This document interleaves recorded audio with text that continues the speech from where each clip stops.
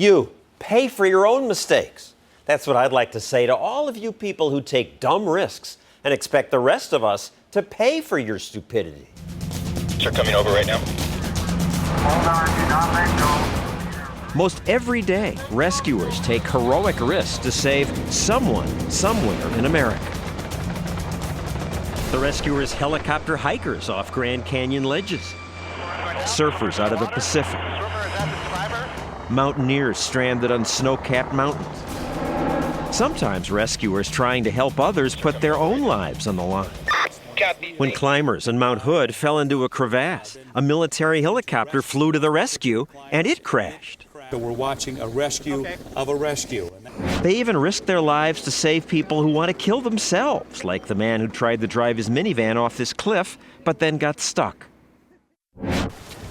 Often the rescued are adventurers who are in trouble because they took foolish risks. I fell down the hill. I really don't know what happened, but I luckily got stopped by a tree before I fell off. Some hike into treacherous weather like this with no warm clothing. The only way out? By helicopter, on a stretcher. The internet is crammed with examples of risky behavior. Some people go biking on the edge of a mountain. Be careful, that's a helmet. Oh my God. There you go, first fish. Oh, yeah, look at that. Even mundane sports are treacherous if people are careless. Every winter, people go ice fishing in Lake Erie. On this day, a TV crew went along as this group in an airboat went over this crack in the ice. Yeah, that's a crack that's always there every year that never heals up real good, so that's why we use airboats, so you can go home at night and see your kids.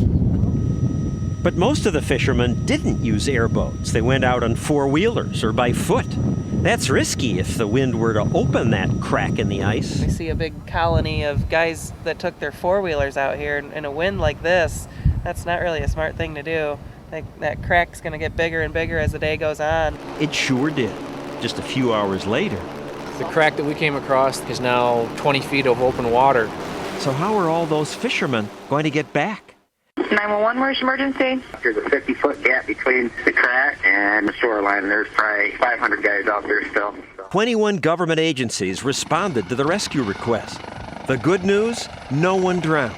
And the fishermen were happy. This is what it's all about right here. But hadn't they taken a foolish risk? This morning the ice looked bad going out. A lot of people said we wasn't going to go out, you know. When everything looked bad, we decided to go out anyhow. I'm a little bit upset right now with what I see going on. Sheriff Bob Bratton was angry that people ignored the weather. There's no section of the law about stupidity because they could all be arrested today for that. But Randy Hayes defends taking his four-wheeler onto the ice. You take a chance every time you go out there. But on this day, there was that strong offshore wind. There's wind, there's cracks. It's just something that we deal with. You're tying up emergency services. The helicopter that'll be coming over by Coast Guard, $4,000 an hour. The rescue cost more than $250,000. Sheriff says you guys should pay if you get rescued. I'm not for paying. I'm not for paying if you're lost in the woods. And this is America, and I believe that, we all jump up, we help each other. Why shouldn't people pay?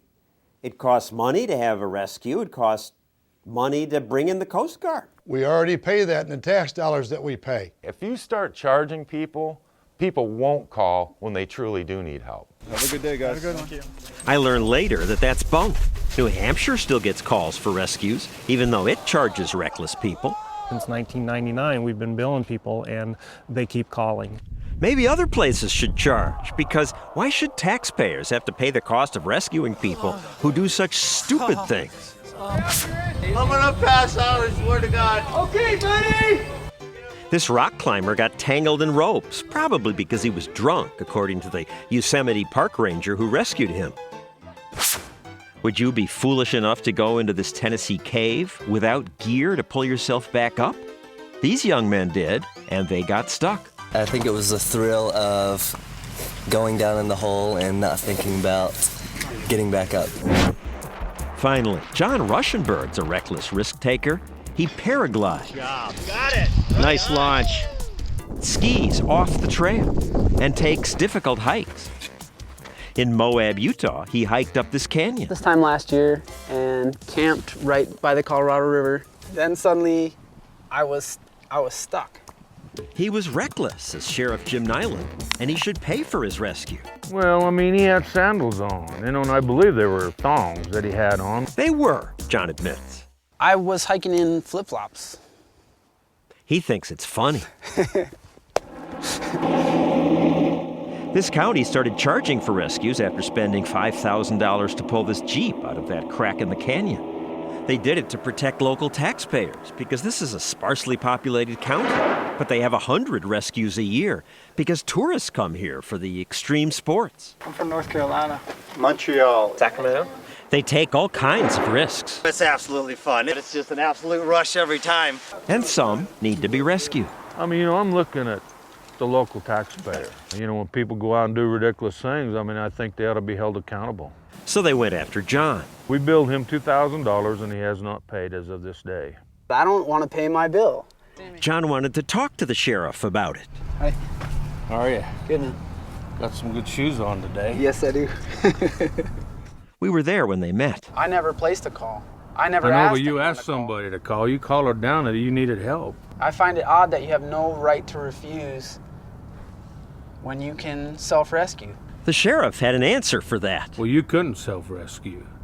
And get this, it wasn't John's first time.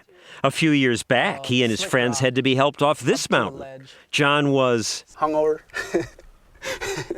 And we had problems from the start. But we had a great time. The sheriff still hasn't gotten his money. Hopefully people watching want to chip in. Well, I hope so too. Oh, give me a break. Why should other people chip in to pay for people who bring it on themselves? They should take responsibility for the costs they impose on others.